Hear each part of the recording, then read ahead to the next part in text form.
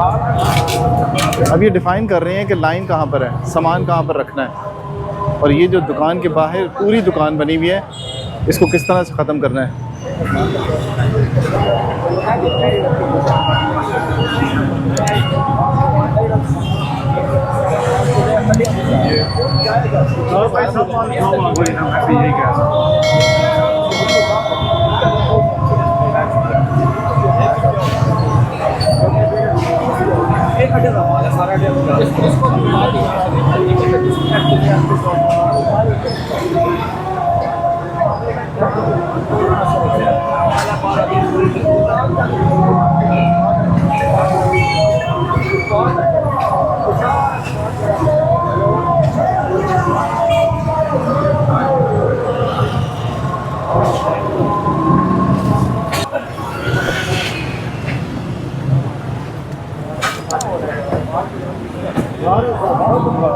ये अब देख के सारा सामान जो है उठाना शुरू कर दिया उन्होंने।